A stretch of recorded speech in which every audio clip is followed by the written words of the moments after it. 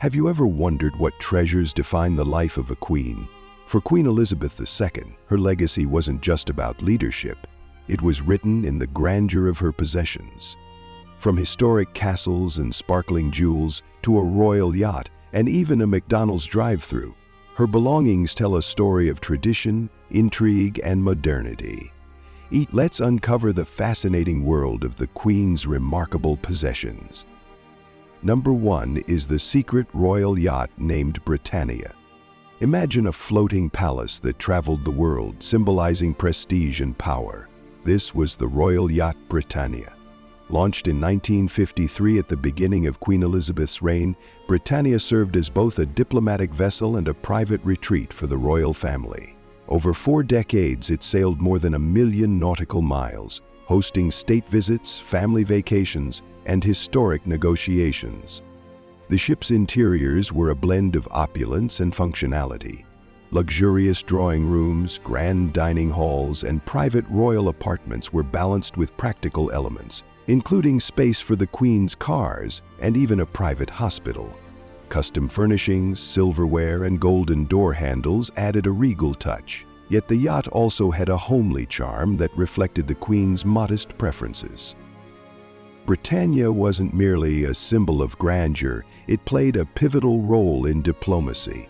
From hosting world leaders to staging state banquets, it facilitated conversations that shaped history. However, it also offered the royal family an escape from the public eye, where they could enjoy moments of privacy amidst the open sea. When decommissioned in 1997, Britannia was transformed into a museum in Edinburgh. It now attracts millions of visitors annually, serving as a testament to Queen Elizabeth II's global influence and her unique connection to the vessel. This floating palace remains a lasting symbol of her reign, blending tradition with modernity. Number 2 is the Balmoral Castle. Nestled in the heart of the Scottish Highlands, Balmoral Castle wasn't just a residence for Queen Elizabeth II. It was her sanctuary. Purchased in 1852 by Prince Albert for Queen Victoria, this sprawling estate became a beloved retreat for generations of the royal family. For Elizabeth, Balmoral was where she could escape the demands of monarchy and immerse herself in nature's tranquility. The estate spans 500 acres of lush greenery, forests, and rivers. Victorian Gothic in design, Balmoral's granite facade blends harmoniously with its breathtaking surroundings. Inside, the castle exudes unstated elegance, combining comfort with royal charm. It was here that Elizabeth enjoyed simple pleasures like picnics, fishing, horseback riding, and long walks with her beloved corgis. Summer months were particularly special at Balmoral, where the Queen hosted close family members and cherished moments away from public scrutiny. It was a place for informal family gatherings, where traditions like barbecues, organized by Prince Philip, brought a touch of normalcy to royal life. Balmoral also played a significant role in the Queen's later years, becoming a place of reflection and peace. It was here, surrounded by the serenity of the Highlands, that Elizabeth spent her final days in 2022. Balmoral's beauty and seclusion made it an enduring symbol of her deep connection to Scotland and her love for its rugged landscapes. Number 3, the Sandringham Estate. Located in Norfolk, Sandringham Estate was one of the most personal and cherished properties of Queen Elizabeth II. Unlike Buckingham Palace or Windsor Castle, which are owned by the state, Sandringham was a private family estate, passed down through generations of royals since it was purchased by Queen Victoria in 1862. Spread over 200 acres, Sandringham is a blend of picturesque parklands, woodlands, and farmland. The main house, built in the Jacobean style, combines grandeur with a cozy family home atmosphere. Its interiors are adorned with antique furnishings and personal touches, reflecting its role as a residence where the royal family could truly relax. For Queen Elizabeth, Sandringham held deep sentimental value. It was here that she spent most of her Christmas holidays, continuing a long-standing family tradition. The estate's church, St. Mary Magdalene, was a regular place of worship for the Queen and the site of the royal family's iconic Christmas Day appearances. Beyond its role as a holiday retreat, Sandringham was a working estate. The Queen took a keen interest in its agricultural operations and conservation efforts, promoting innovative practices in organic farming. These activities underscored her commitment to sustainability and her deep respect for nature. Sandringham wasn't just a residence, it was a place of family milestones and heartfelt memories. For Elizabeth, it was a sanctuary that balanced tradition, modernity, and personal connection, making it one of the most special parts of her royal life. Number 4, the one we all know, is Windsor Castle. Windsor Castle stands as a testament to resilience, grandeur, and the enduring legacy of the British monarchy. Perched on a hill overlooking the River Thames, this iconic structure is the oldest and largest inhabited castle in the world. Built in the 11th century by William the Conqueror, it has served as a royal residence for over 900 years, evolving with each passing century. For Queen Elizabeth II, Windsor Castle was more than a historical monument. It was a cherished home. Its stunning blend of medieval, Georgian, and Victorian architecture made it a visual masterpiece. St. George's Chapel, a jewel of Gothic design, is the spiritual home of the Order of the Garter and the site of royal weddings and funerals, including Prince Harry and Meghan Markle's ceremony in 2018. The castle's state apartments, adorned with priceless art and opulent furnishings, exemplify the grandeur of British royalty. Windsor Castle also played a vital role in modern times. It served as the Queen's primary residence during the COVID-19 pandemic, offering a sense of continuity and stability during a global crisis. The castle's rich history was highlighted in 1992 when a devastating fire caused extensive damage. The Queen personally oversaw its restoration, emphasizing her dedication to preserving its legacy for future generations. Its majestic presence, combined with its practical role in royal life, made Windsor a symbol of the monarchy's enduring strength. From hosting state visits to serving as a family refuge, Windsor Castle symbolized the monarchy's strength, adaptability, and deep roots in British culture. As we leave this historic fortress behind, we turn our attention to an equally dazzling representation of royal tradition: the crown jewels.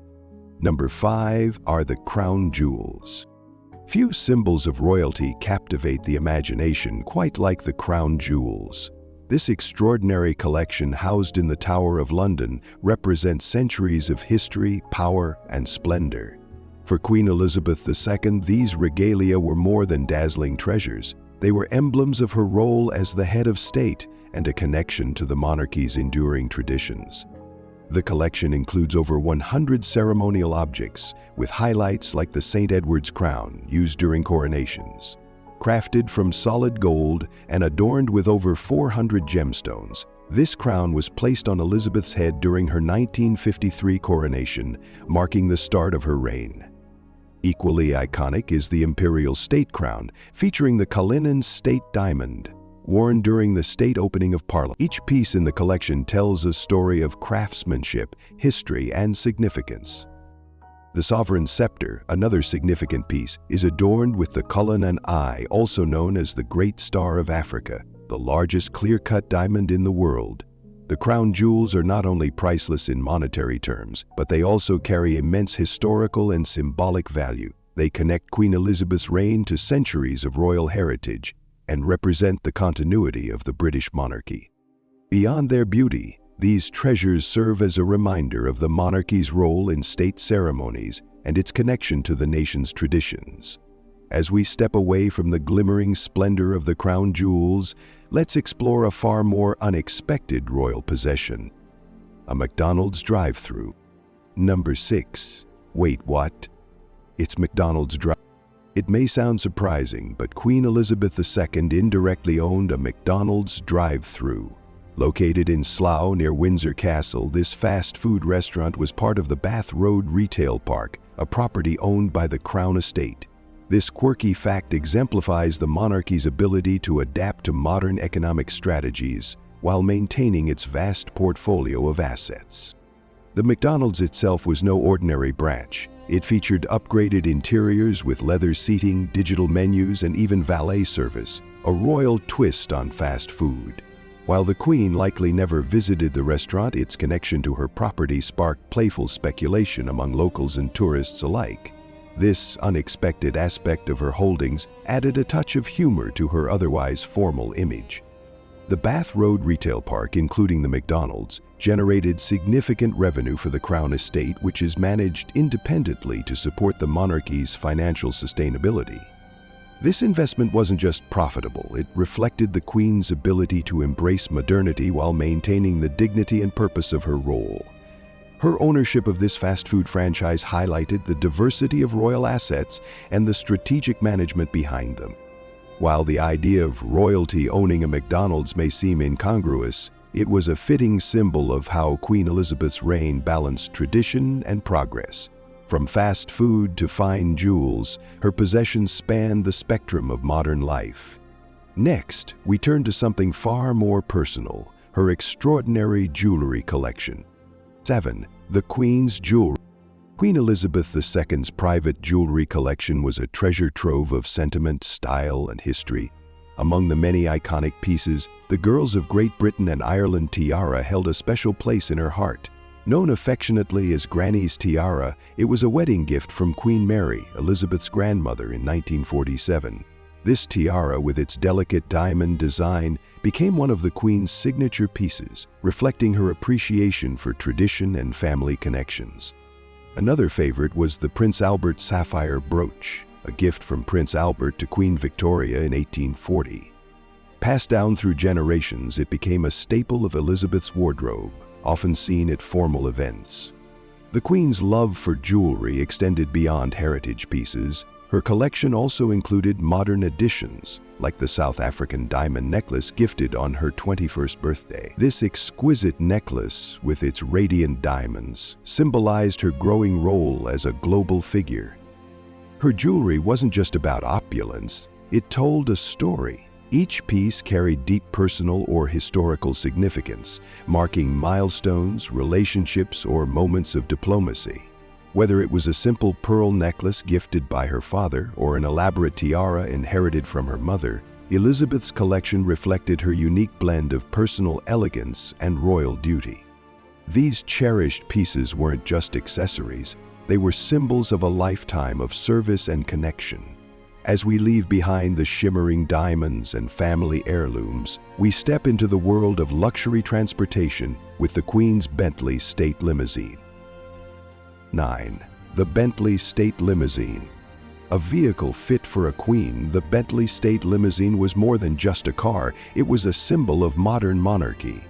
Presented to Queen Elizabeth II in 2002 for her Golden Jubilee, this custom-made limousine combined cutting-edge technology with timeless elegance. Designed specifically to meet the Queen's needs, it reflected her status and commitment to public service. The limousine's exterior featured a striking maroon and black finish, with an elevated roofline and oversized windows to ensure the Queen was visible to onlookers during processions. Its regal design extended to the interior, which was luxuriously appointed with lamb's wool seating and ample space to accommodate the Queen's formal attire. A personal touch was added with a custom-mounted mascot of St. George slaying the dragon on the bonnet. Beyond aesthetics, the Bentley State Limousine was engineered for safety and practicality. Its bodywork and windows were both bomb-proof and bulletproof, while its cabin was fully sealed against potential gas attacks.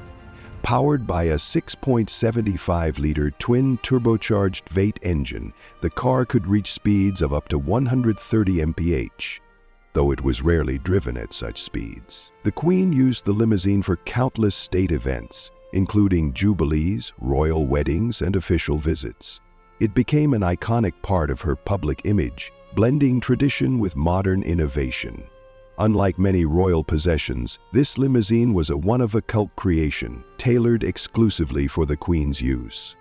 The Bentley State Limousine remains a testament to the monarchy's ability to adapt while preserving its grandeur. Its blend of luxury, security, and practicality symbolized Queen Elizabeth II's reign, a balance of tradition, innovation, and service to her nation. 10. The Royal Swans. Few traditions embody the unique quirks of British monarchy like the Queen's ownership of swans. By an ancient law dating back to the 12th century, the reigning monarch owns all unmarked mute swans in open waters across England and Wales. This centuries-old right became an integral part of Queen Elizabeth II's royal heritage. Each year, this tradition is celebrated through a ceremonial event known as swan upping. Held in July, the event involves a team of boatmen led by the Queen's swan marker rowing along the River Thames to count, inspect, and tag the swans. This custom not only highlights the monarchy's historical ties to wildlife but also serves a practical purpose in conservation, ensuring the swan population remains healthy and thriving. The Queen took pride in this tradition as it reflected her role as a steward of Britain's natural heritage. Swan upping, once a purely symbolic exercise, evolved during her reign into an opportunity to promote environmental awareness. Conservation efforts tied to the swan population underscored her broader commitment to protecting wildlife and preserving natural habitats. Though swan ownership might seem quaint or whimsical, it exemplifies the monarchy's ability to balance historical customs with contemporary relevance. The swans, once reserved as delicacies for royal feasts, are now a protected species and a symbol of the Crown's responsibility to its nation's ecology. Through her engagement with such traditions, Queen Elizabeth II reinforced the monarchy's connection to the past while addressing modern environmental challenges. The swans on the Thames, both regal and wild, became an enduring symbol of her unique reign. 11. Diplomatic gifts. Throughout her 70-year reign, Queen Elizabeth II received countless diplomatic gifts, each reflecting the admiration and respect of world leaders. These tokens of goodwill, ranging from extravagant jewels to exotic animals, were more than mere presents. They symbolized the Queen's unparalleled influence and the deep ties she fostered between nations. One of the most famous gifts was a dazzling ruby and diamond necklace presented by King Faisal of Saudi Arabia in 1967. Crafted by Cartier, this exquisite piece became a staple in the Queen's collection, worn during countless state banquets. Similarly, an ivory sculpture gifted by Kenya during the 1970s represented the nation's rich heritage and its ties to the Commonwealth. The intricately carved artifact depicted traditional wildlife and cultural motifs, showcasing Kenya's pride in its history. Not all gifts were ornamental. Queen Elizabeth also received live animals, such as an elephant from Cameroon and a pair of beavers from Canada. These animals found homes in British zoos, serving as living symbols of international friendship. These gifts, though unusual, highlighted the diverse cultural exchanges the Queen encouraged. The Queen's vast collection of diplomatic gifts wasn't just a testament to her global presence, but also a reflection of her keen ability to connect with people from all walks of life. Each gift told a story, whether of shared history, political alliances, or personal respect. These treasures demonstrated how Elizabeth skillfully used her role to bridge cultures and foster goodwill. Through these gestures, she left a legacy of diplomacy, ensuring that the monarchy remained a relevant and respected institution on the world stage. Even in the smallest tokens, her influence was felt, turning gifts into enduring symbols of unity and respect. 12. Range Rover adventurers. Queen Elizabeth II's affinity for Range Rovers became a defining aspect of her personal and public image. For decades, the iconic British vehicle was a staple of her royal car collection, reflecting her practicality, love of the outdoors, and connection to the countryside. Unlike many possessions associated with monarchy, the Range Rover showcased her down-to-earth. The Queen's relationship with Range Rovers began in the 1970s, and the vehicles quickly became her go-to choice for both official and private use. She was often seen confidently driving them herself, whether navigating the rugged terrains of Balmoral or inspecting her estates. These moments, such as her appearance behind the wheel at the 2010 Royal Windsor Horse Show, endeared her to the public, showcasing her relatability. Custom modifications ensured her Range Rovers were fit for royal use. Features included plush interiors, advanced communication systems, and even unique details like a corgi figurine on the bonnet, a nod to her beloved pets. Despite their luxury, these vehicles were built to withstand tough conditions, reflecting the Queen's active lifestyle and love for outdoor pursuits like hunting and fishing. Beyond their practicality, the Range Rovers symbolized her independent spirit. In a world where chauffeurs are the norm for royalty, Elizabeth's decision to drive herself was a subtle yet powerful statement of autonomy. It was a reminder that, despite her regal duties, she remained grounded and hands-on. The Range Rover perfectly encapsulated Queen Elizabeth's balance of tradition and modernity. Whether traversing the Scottish Highlands or attending royal engagements, these vehicles represented her ability to connect with both her heritage and the evolving world around her. Her Range Rovers weren't just cars. They were symbols of her enduring reign and personal strength. Queen Elizabeth's Testu's treasures were far more than material possessions. They embodied the history, tradition, and values of her extraordinary reign.